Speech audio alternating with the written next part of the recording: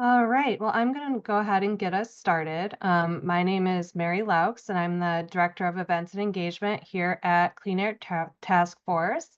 I'd like to welcome you to today's webinar, Africa's Net Zero Future Amid Development Priorities. We appreciate your time and extend gratitude to our speakers for being part of this important discussion. Before we dive in, I have a few housekeeping items to share. One, the presentation is being recorded, so if you'd like to rewatch it or share it with your networks, there'll be a link to the recording sent in a follow-up email. Two, we encourage your engagement throughout today's discussion. Please use the chat box located on the bottom left of your screen for commentary or support and the Q&A box located on the bottom center of your screen for direct questions to our panelists. We will do our best to answer each question during the Q&A session.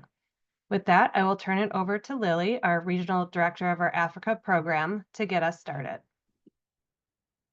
Thank you very much, Mary. And good morning, good afternoon, good evening to everyone joining us from all across the world. Thank you so much for your time this morning. As Mary mentioned, I'm Lily Odano. I'm the Director of the Africa Program at Clean Air Task Force, and I'm honored to be your moderator today. In a few days, we are going to see government, civil society, and the private sector headed to Belém for the 30th Conference of Parties. That's COP30. Some countries are still in the process of submitting their nationally determined contributions, which are the NDCs. We have 12 African countries which have submitted their NDCs to date. And that means that we still have many pending NDCs to be submitted. Across the continent, policymakers must think about and must navigate the very complex reality of how they achieve net zero emissions while they advance their development priorities in their countries. And these include energy access, food security, and industrial growth. Clean Air Task Force has just released a new study which examines these trade-offs. And employing an integrated assessment model, the study evaluated what the economy-wide implications of three net zero scenarios look like, looking at 2050, 2070, and 2100 as the timelines.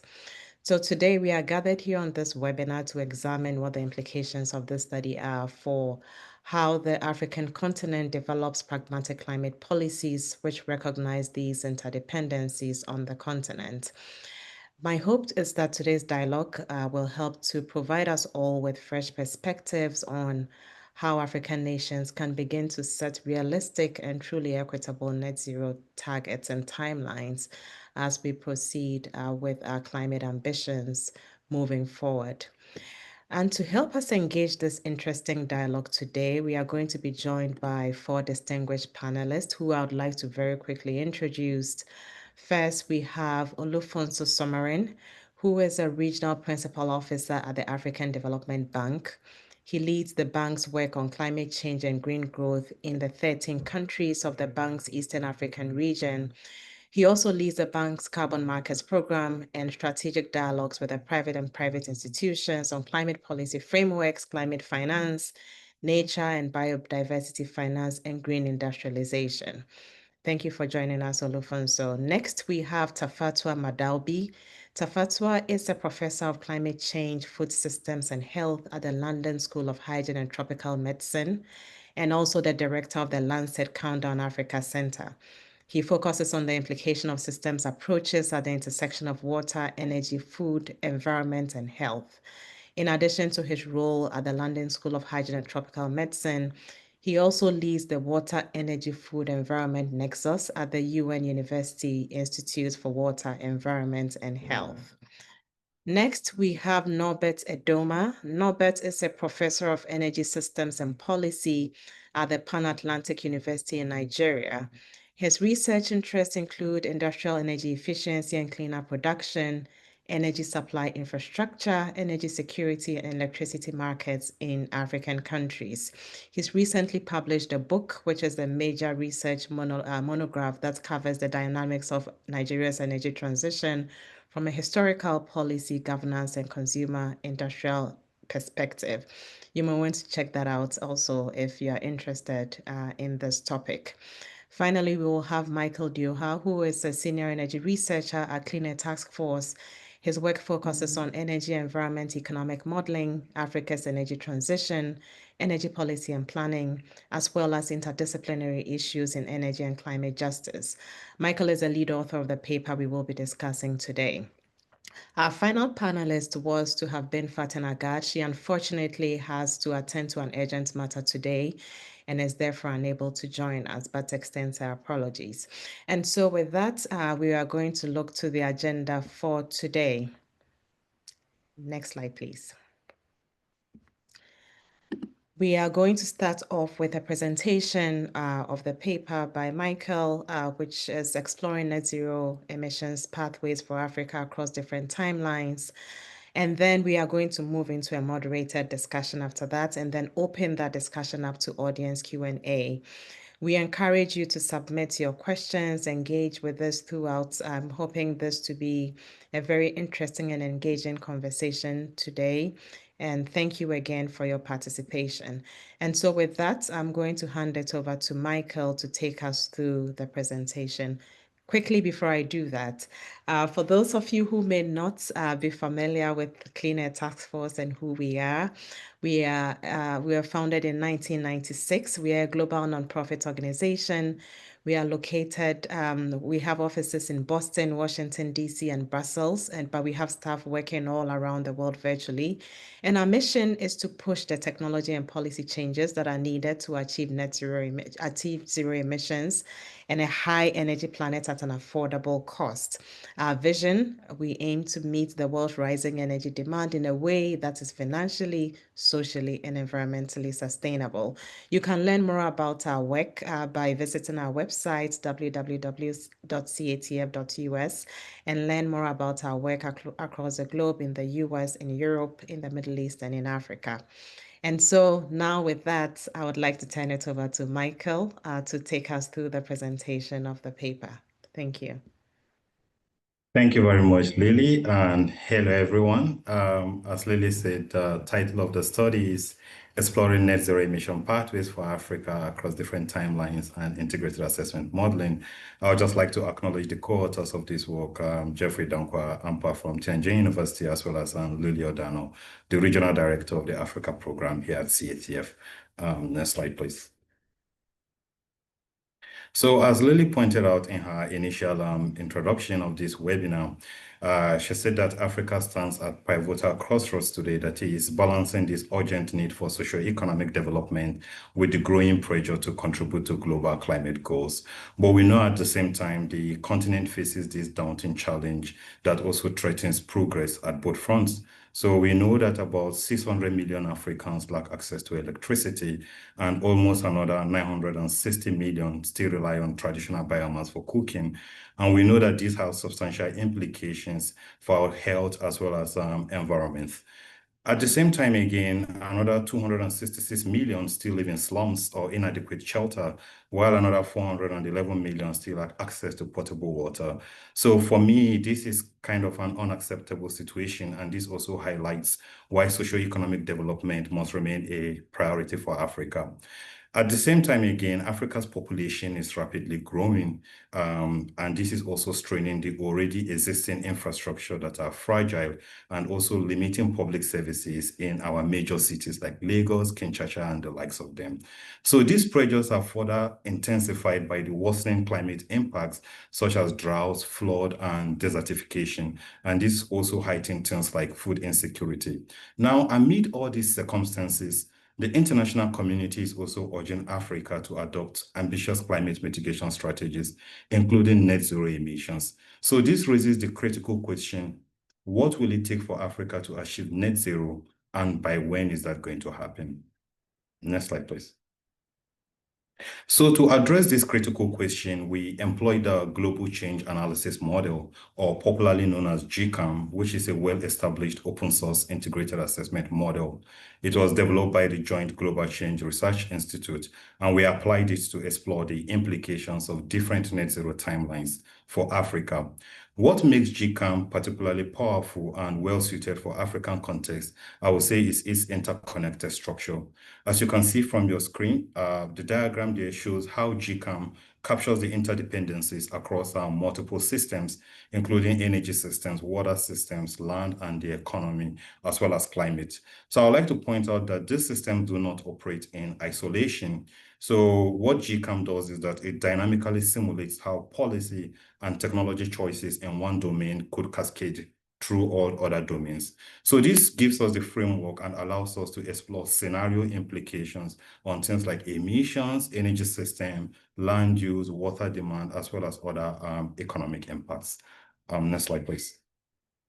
So in order for us to address the question we have at hand, we designed 4 different scenarios. The first case is the business as usual scenarios.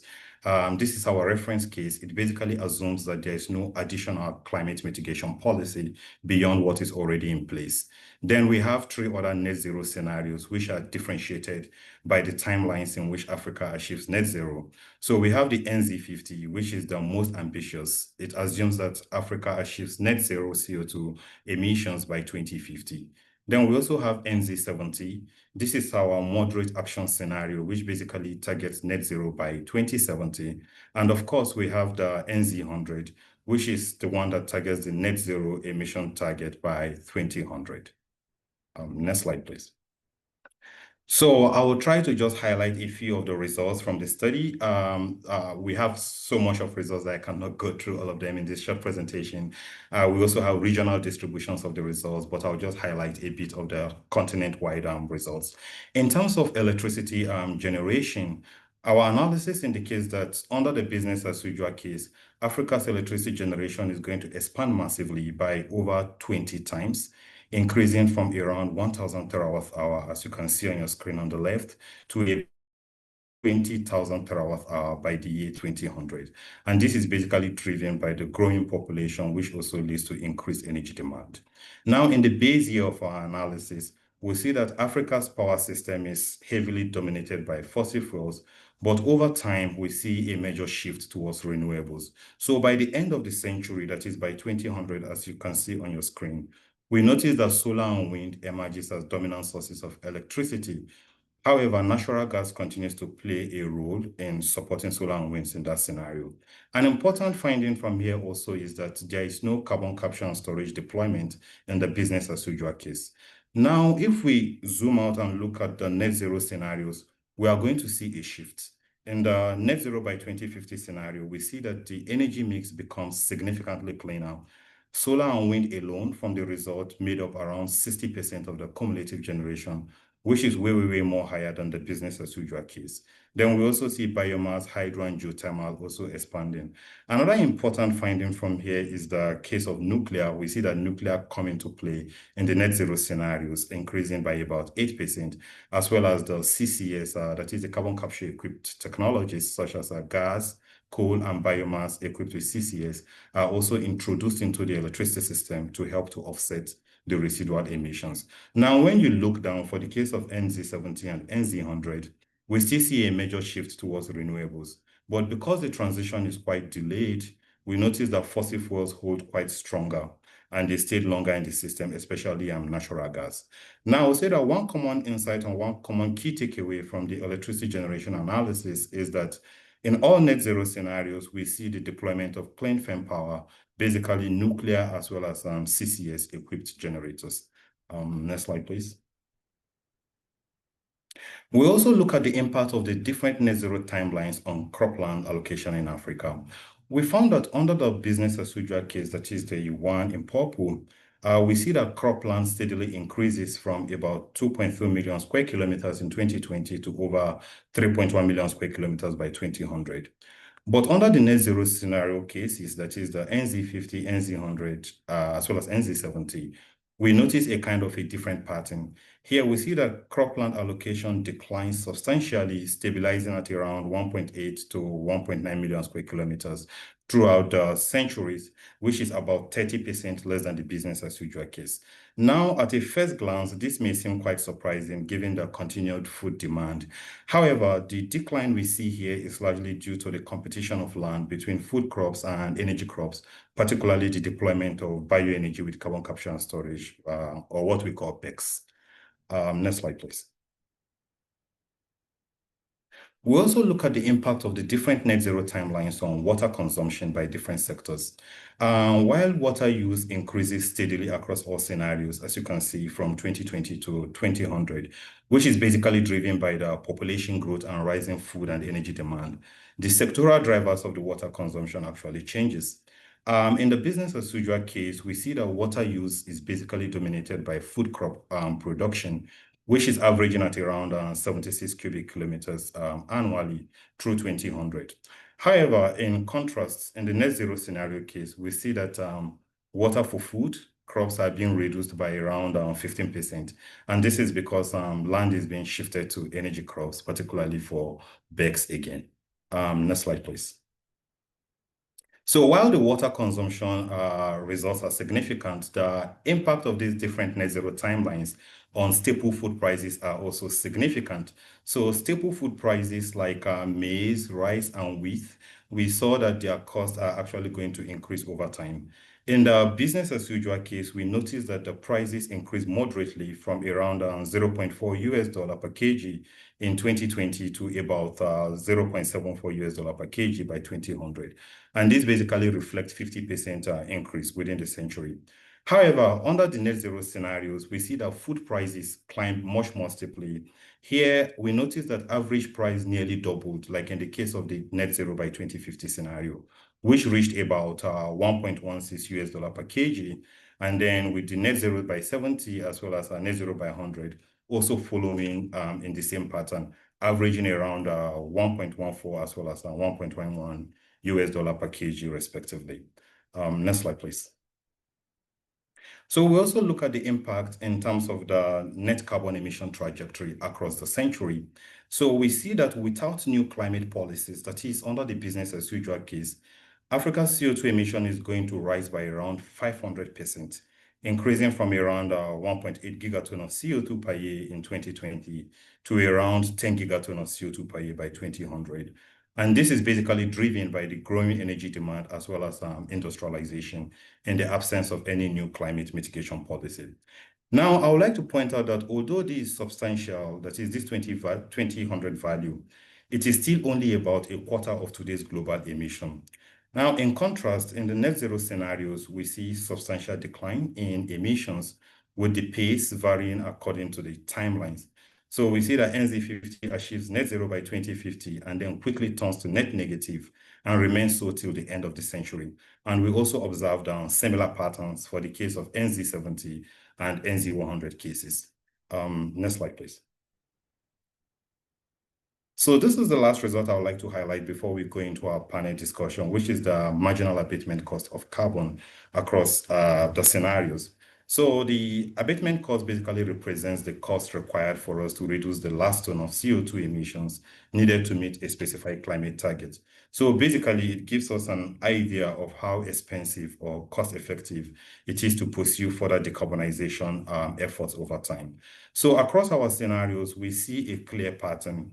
The more ambitious the climate goal, the higher the average carbon price required to achieve it, especially in the early years. So on average, reaching net zero by 2050 will require a carbon price of about $78 per ton of CO2 between 2025 and 2000. And this is the highest of all scenarios, as you may see on screen.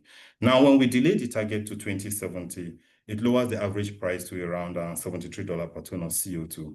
And then, of course, when we push it to 2000, it reduces the price for that to about $68 per ton of CO2 on average. And that's the lowest mitigation cost among the three scenarios.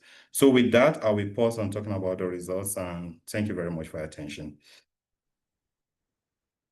Thank you very much, Michael. And I think I'll invite the panelists to now join us, turn on our cameras, and we will now delve into a discussion of the reports. So, Olufonso, I want to start with you. The study basically speaks as a fundamental that Africa's climate choices are fundamentally development choices. So do you want to elaborate a bit on what this means in practice? You know, when we think about energy poverty, economic development, energy access, what does it mean when we talk about the fact that the climate choices are fundamentally development choices? as the paper concludes. Thank you. Thank you very much. First, let me especially thank the organizers for inviting me, but also I wanted to thank Michael and the entire team of researchers for this brilliant piece of work. I think the starting point is first to acknowledge the fact that the impact of climate change on development on the continent. And oftentimes when we talk about those impacts, we talk about those impacts in terms of what future impacts will look like. But the magnitude of the climate crisis we're seeing on the continent actually have the ability to undo past development, not just affecting future development. It can actually undo years of development. Now, and whatever we call development on the continent is nothing compared to the rest of the world. In fact, if you have to bring Africa to the level of most developing countries, then you only have 30% of the infrastructure that you need currently in existence. So there's a huge 70% infrastructure gap, not with developed countries. We're talking about with the rest of the developing South. So it's very important to understand that the development pathway for Africa is such that this is a continent that's coming from a low base of development. And it needs to do a lot of investment in scale, but also along with speed. And investment in energy, investment in water, investment in road infrastructure and the likes. So that's why any future changes in the climatic system will severely impact the development of Africa. That is the first point. The second point as well is the fact that some of the key sectors that are very integral to Africa's development, unfortunately, are the ones that are most vulnerable to climate risk. Whether it's agriculture, whether it is water, whether it is energy. The core pillars of our development priorities, unfortunately, are also the sectors that are most and severely impacted by climate change. And that means that our approach going forward has to be a very nested approach. We don't look at climate for the sake of climate. We look at climate with the lens of development, and we also look at development with the lens of it. So the vulnerability puts an additional layer of challenge, but also the opportunities within climate change also offers us an opportunity or a pathway to do our development differently. We don't have to follow the path that the rest of the world do, particularly the developed world, in getting to our development. And that's why the conversation around green infrastructure, renewable energy, sustainable, resilient systems are very critical to our development. I'll keep it there for now. Thank you. Thank you so much, Olufonso. And I want to stay on the topic of the climate development next. Tafato, I want to come to you on that.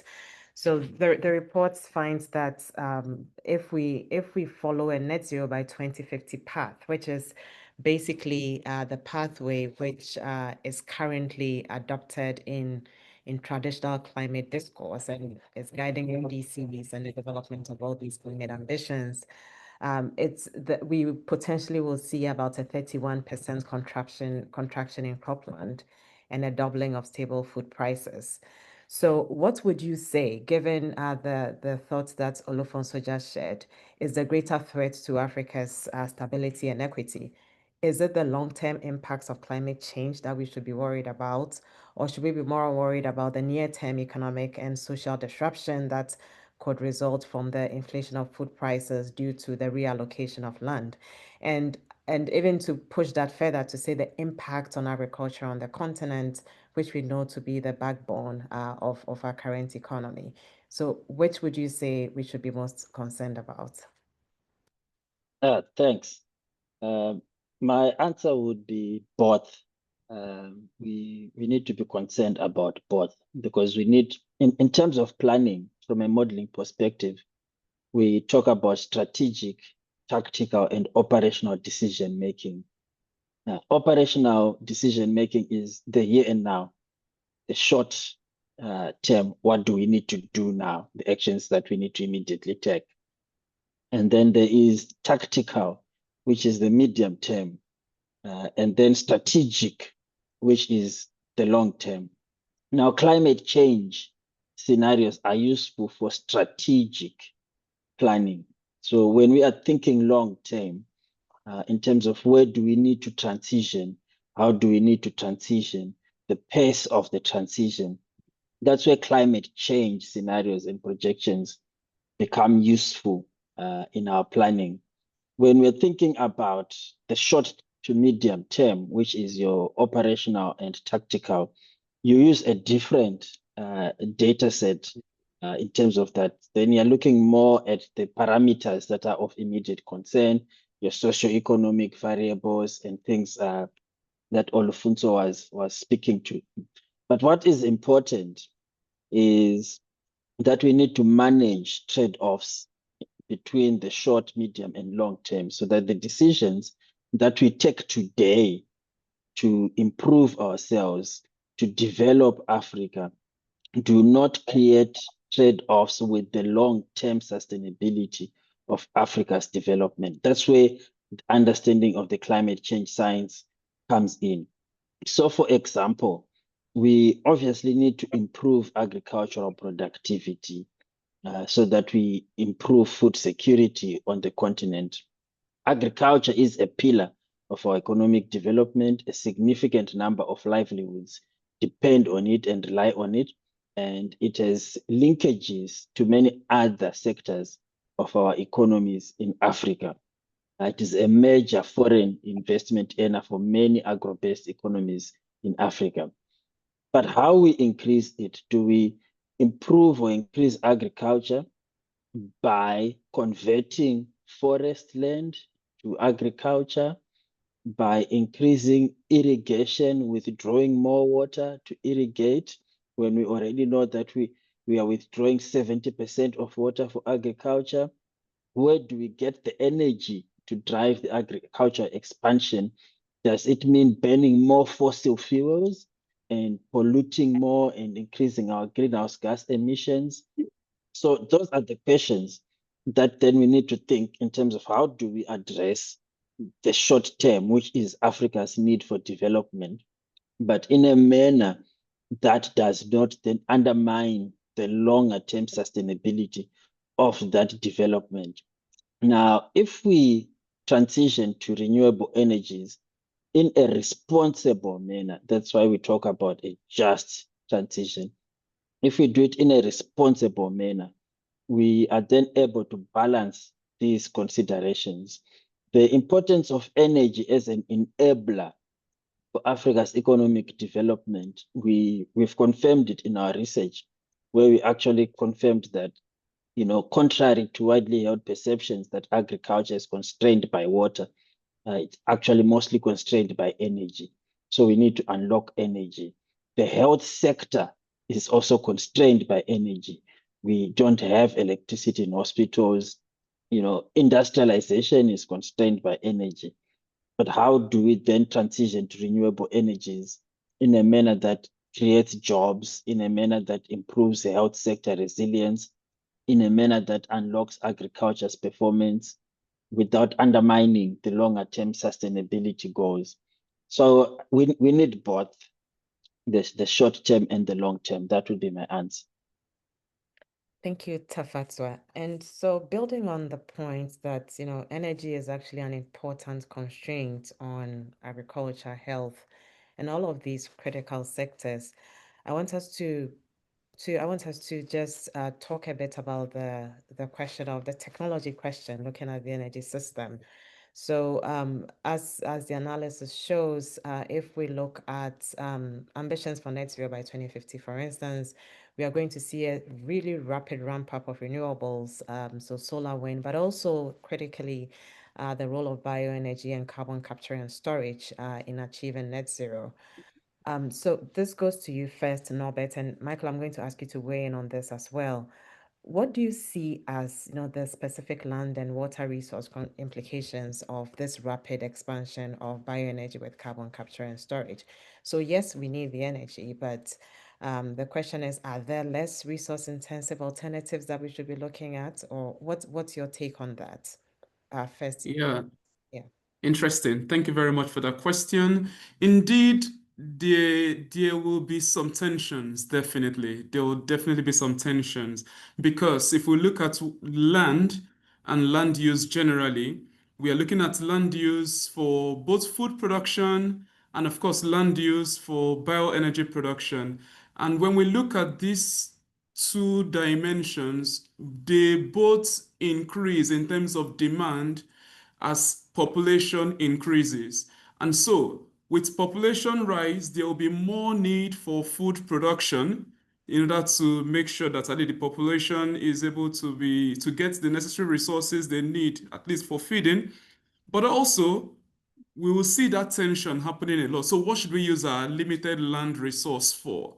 For bioenergy or for more food production? Or are there ways, for example, that we need to make good use of it such that the resources, I mean the byproduct of what we get from fruit production is then channeled into producing bioenergy. So what sort of technologies can help us to achieve this? These are the sort of thinking, more or less, that we need to explore.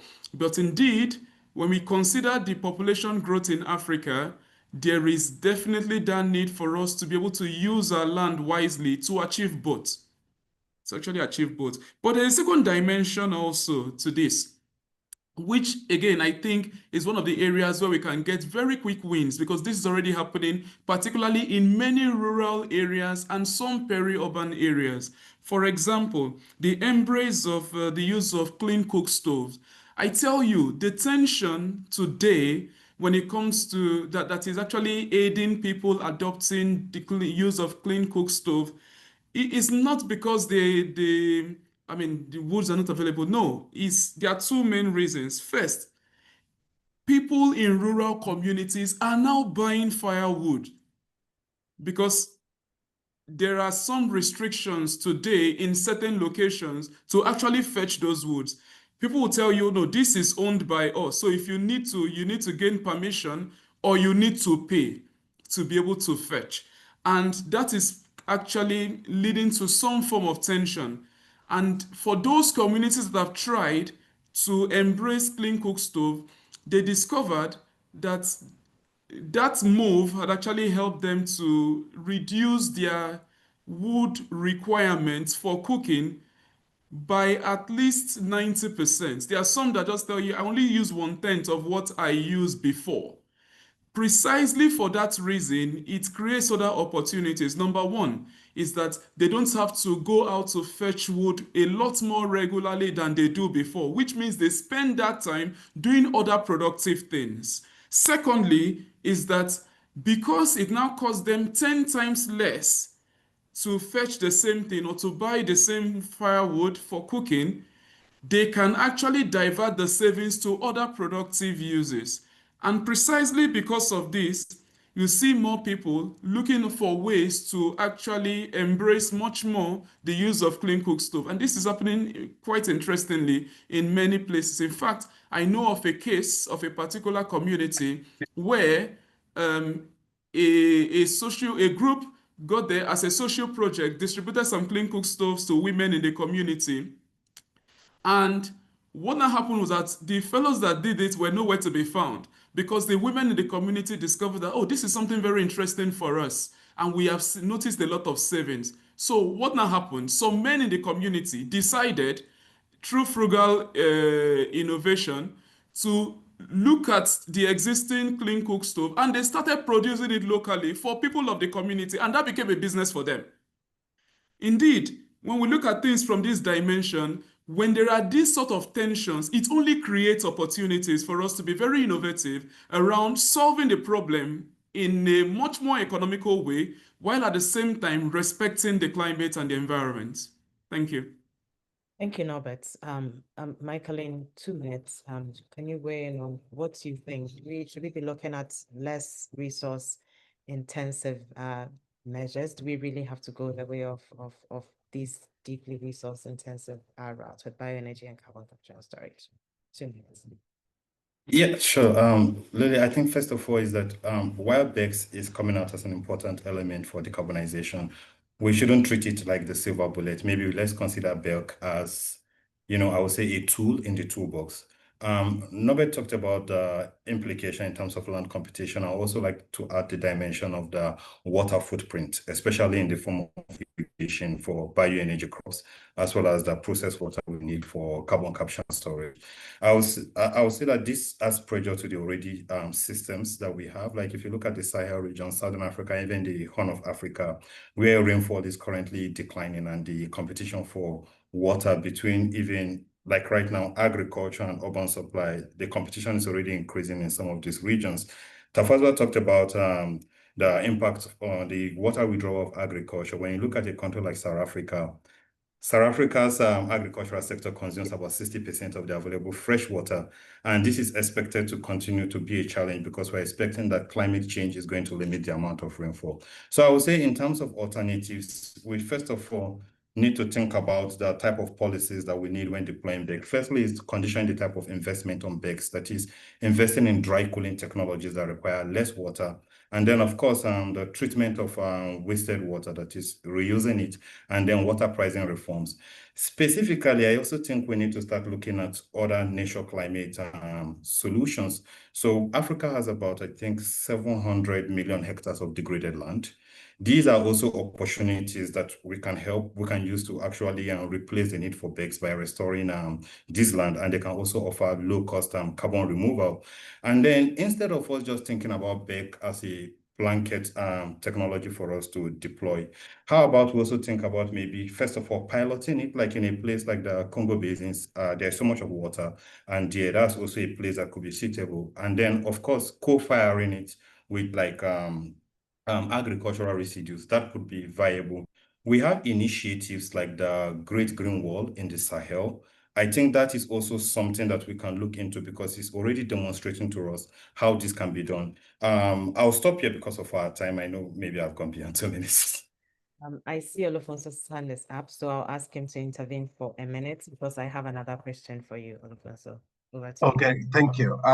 So, Michael, when you were presented, the first thing that jumped to my mind was, look, and I'm going to give you as a challenge. Look at what is the power, what's the role that technology can play in just, determining the reality on the ground. So if we embrace technology at scale, what can that do? And the reason for that, when you look at our context, the first thing we need to understand is the population growth that we're expecting in Africa, and we're expected to double 2.5 billion people by 2050. 80% of that growth is going to happen in cities. And so not necessarily, there will still be competition for land, but you see, what we need to understand is that the land production capacity in Africa is not, it's a question of productivity crisis. What we're producing, the yield per unit hectare is extremely low. What we produce today for maize in Africa, it's equivalent to what the US used to produce in 1910. And when you combine that to what China is producing today, it's barely 40 to 50% of China's productive capacity. So we need to increase the technology that can help us maximize yield within a short space of time. That's one. Number two, the waste that we generate in the crowded cities that we're expecting, those waste, we can generate biofuels from them without necessarily cultivating those bioenergy on new pieces of land. So technology will help us make new decisions that may not necessarily be an option or may not be an option on the table in the absence of without technology. So I want us to look at technology and the role in all of these and how that can help our decarbonization agenda. I just thought I wanted to put that point across. Thank you. Thank you so much for that. Actually, there's I think one of our audience, Oganuruna, is saying that the crop yields are poor because we require larger areas of land for agriculture to meet local food needs. And so he is also suggesting that improving those yields can help to reduce attention. But I want to pick up on the question of technology and talk about the energy technology specifically. If we are going to require a tool set, a whole toolkit of solutions, which would include hydro, geothermal, potentially gas with carbon capture, nuclear, to be able to support or back up variable renewables like wind and solar, we are going to need a diversified mix. And we know that historically, the financing landscape for energy has not necessarily demonstrated this diverse mix. And so the question to you, Olufonso, and in 2 minutes, can you tell us what specific programs that the AFDB is trying to focus on to try to diversify, this more diverse project pipeline, which doesn't only focus on a limited subset of energy technologies, but include some of these less common and very capital intensive zero carbon technologies. How is the AFDB thinking about this? Good. So a bit of history. About 30, 40 years ago, the AFDB has been in operation for over 50 years, going to 60. And about 30 years ago, in fact, even up to 20 years ago, when you look at most of the energy investment on the continent funded by AFDB, but also other MDBs and financiers, they were largely either hydropower or coal-powered thermal stations, largely those. Today, there's a shift towards a more diverse mixed energy sources. So for us in the FDB right now, 95% of about $2 billion energy investment annually, they're going to renewable. And that's a significant shift because about 6, 7 years ago, it was just barely 60%. And that means across board we and when I mean across board, it's not just even experimenting with other sectors like geothermal and the like. We're actually having an integrated program. We're having elements of wind, solar, and battery energy systems as well, integrated in one single program. So that diversity and that shift from just one or two sources to multiple sources is very fundamental.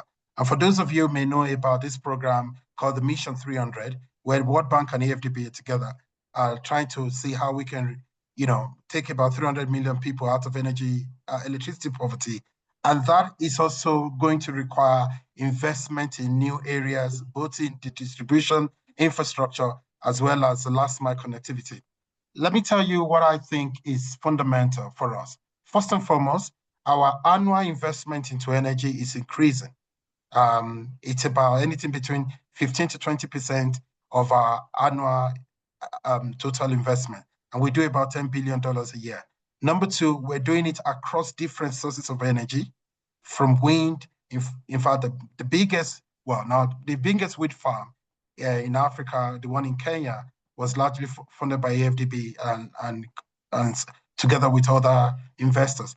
The third part is we're also building infrastructure, financing partnership and financing framework to be able to de-risk investment in a way that if we cannot finance everything, and we really cannot finance, we can de-risk investment for private capital to come in, whether at sovereign level, but even at small project level, including investment off grid. The last part, and I'm very mindful of time, we need, and we're beginning to do that, we need new strategic partnership that for energy investment across board. We need, as we deepen our knowledge about the science, about possibility, we also deepen our knowledge about project design, as well as project sustainability. And ultimately, we're able to crowd in different sources of capital. So the best we can do is beyond our money, AFDB, we can also bring in our convening power and bring in the right actors around the table. And within that Mission 300 program right now, more than 15 countries have developed what they call energy compacts. And they're very clear over the next 5 years what kind of investment they need to be able to achieve electrification in their country. And we keep our hands crossed in hope that in 5 years from now, we'll stop talking about 600 million people without electricity in Africa. We start saying they are now 300. Thank you. That's 300 million. Yeah. So shifting into discussing solutions, and we'll soon be picking some of the audience Q&A questions from the audience Q&A. Very quickly to you, Tafatu, I just as we begin to explore, what does this mean for how we shape policy and what are the recommendations for how we move forward? We talk about the need to coordinate resource planning across energy, water, and the agricultural sectors, and actually other sectors which are implicated in how we think about our energy transitions. what does this integrated planning look like in practice? I think we talk about it very theoretically, but in practice, what does it look like? And it would come with very serious governance challenges because sometimes to a very large extent, these sectors are acting in silos and decision-making and planning is siloed. So what are the governance challenges which are preventing these things from happening today? And how do we actually embrace an integrated culture in practice? 2 minutes, please. Okay, the answer requires more than 2 minutes, but I'll summarize it. We basically need better collaboration and coordination across sectors and across different scales.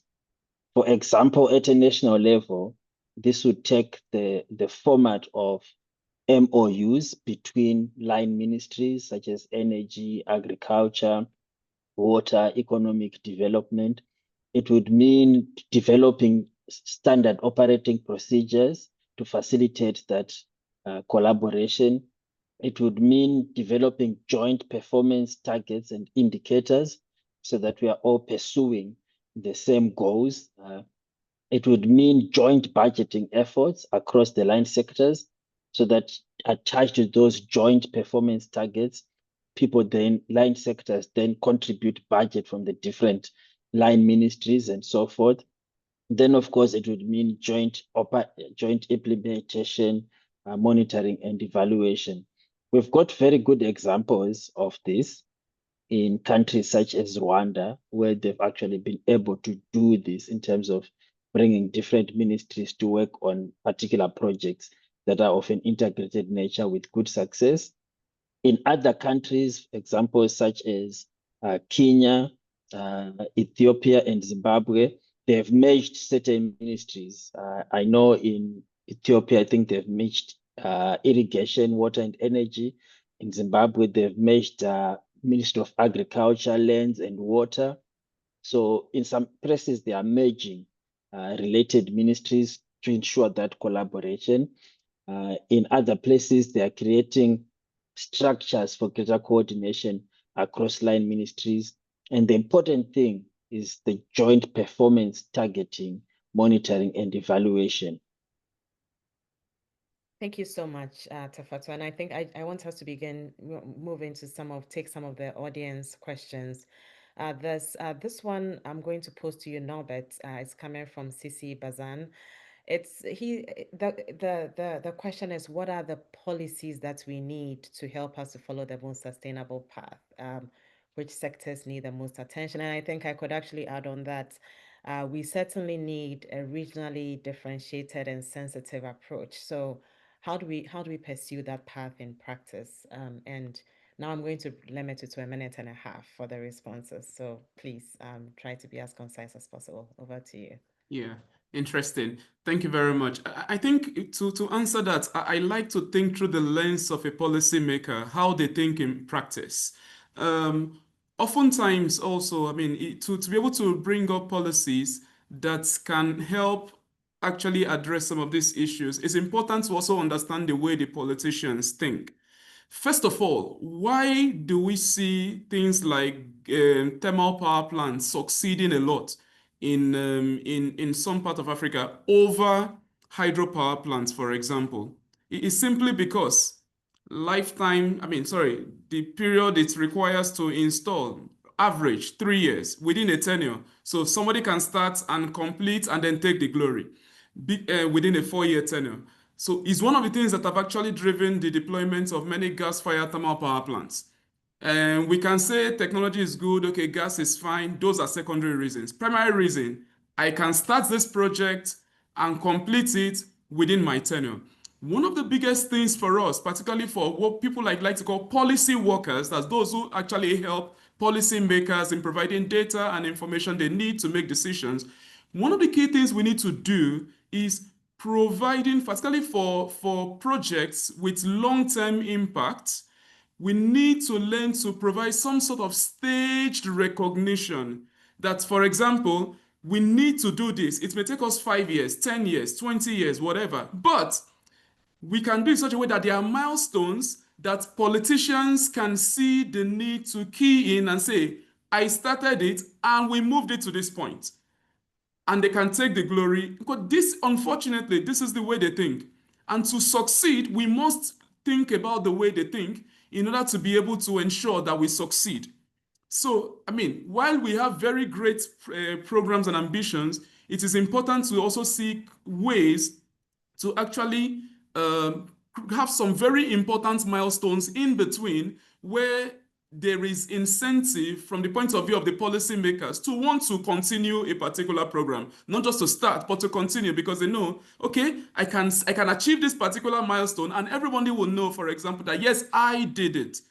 So doing this, and that's why for those of us that work within the policy space, it is important that we recognize this fact, and that is the only way we can succeed. Thank you. Thank you very much, Norbert. A question, I'm going to direct this to you, Michael. This is a question from Victor Adamu. He's saying that even in developed economies, financing is still focused on established technologies and less so on technologies like CCS, hydrogen, and even nuclear. So it's interesting to see that the model scenarios for Africa are considering these technologies significantly. So he wants to know what is informing those technologies when they are not necessarily attracting much financing currently.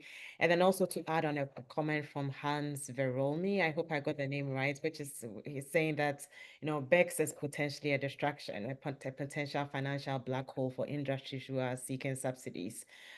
So is this because of the modeling methodology or tool or the assumptions going into this? How do you respond to these questions about the mismatch between where we are seeing the money and the finance go and what the models are saying? Over to you, Michael. Yeah, thank you very much. I think this is a very good question, and it also speaks to how we think about the realism of modeling. As we know, models are just abstraction of reality. Where we see BEX coming into play is also because of we allowing all technologies to compete. We do not consider what is going on in the real world. We just allow the model to compete on the technologies to compete on based on techno-economics in the model. In reality, yeah, as the person talked about, investments are not going to these technologies like in Africa because they are not proven. However, we can isolate them in the model, and it's going to give us alternative technologies to invest in. But the models are forward-looking, so that the investment is not there today does not mean that the investment is not going to be there like 2 decades down the line, especially if these technologies are proven and they are well scalable. Then on if you can remember the second question, I think the one from Hans, right? If you can just remind me the second question. Yes, it's along the same lines. It's actually asking, Okay. is BEX and are there not distractions from, actual solutions which we should focus on? Because basically, the nature of the investments that we are seeing and the investment directions do not match up with some of the model aspirations. So is it a Absolutely. what goes into the models, and how do we explain this disconnect? Yeah, absolutely. Yeah, as I said before, it is about the modelers, what we do in the model, right? So of course, I will agree that at this point in time, BEX is a distraction for us. But I will also argue, as I said, it's a forward-looking thing. We are not looking at BEX, where our projection is up to 2000. So what happens is that if we are going the pathway of actually achieving net zero, then that is something we should be considering. But as you also see from the results, the role of BEX varies depending on the timeline. So extending the timeline to something like 2000 or 2070, I think then in such kind of a scenario, BEX shouldn't be the conversation of today. Our study is sort of exploratory in nature, and I concur with the person arguing that this could be distraction right now, but it is better we understand it within the context that it is being integrated in our modeling. Okay, so I want to do a really quick round around the all of our panelists and ask, and please try to really limit your answer to about 30 seconds. What do you think is the most, should we be thinking about net zero by 2050 at all, or should we be focusing on other things? Is it politically, social, is it feasible, given these constraints that we have discussed? What message would you leave us as we think about these constraints in following our net zero aspirations. I'll start with you, Olufonso. Okay, that's a very tricky question, and he's got a political answer. He's also got a technical answer. Since this is a technical webinar, I'm going to keep it a technical answer. I think I'm going to lean more towards 2070, net zero by 2070, for two reasons. Number one, when you look at most of the NDCs that are being produced in Africa right now, they're actually looking at a time period of about 2060 to 2070. So there's that alignment because it's forming the blueprint in the countries. Number two, as well, we also need a bit of time, and I imagine that can take us 20 years from now, to be able to see how do we contextualize our own development pathway.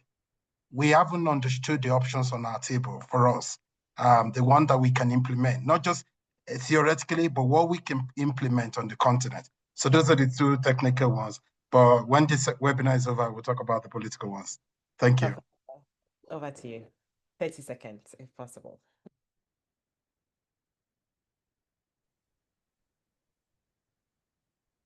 Tafatwa, do you want to go? Oh, yeah. So I would call for systems leadership to better understand the interconnectedness of energy and its role as an enabler and accelerator for sustainable economic development across the African economy. The 2070 scenario aligns better with Agenda 2063 of the African Union and most other strategic African planning documents. And also in terms of feasibility, it would be the most feasible timeline in terms of the resources that Africa actually needs to bring in the technologies and start its energy transition. Thank you.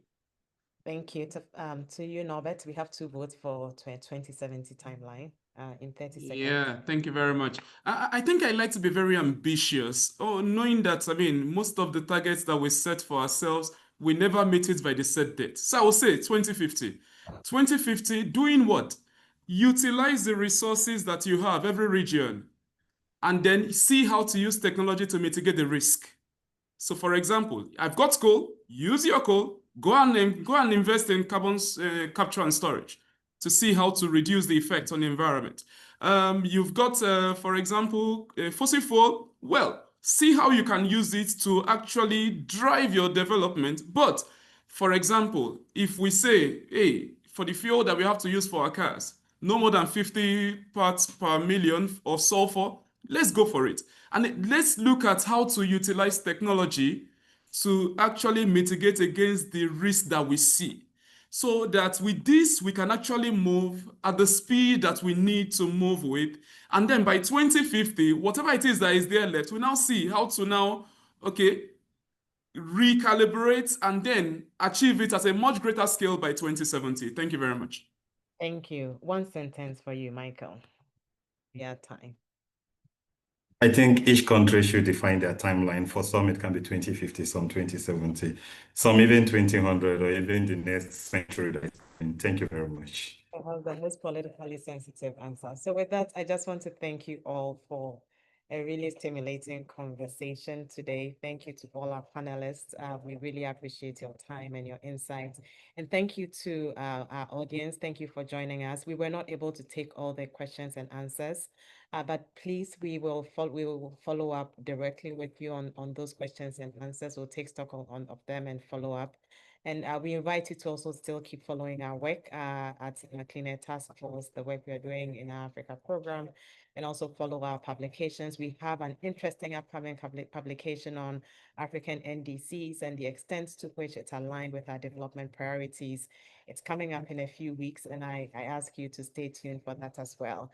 We hope to see you on our next webinar. Thank you so much for your time, and have an amazing day, all of you. Thank you.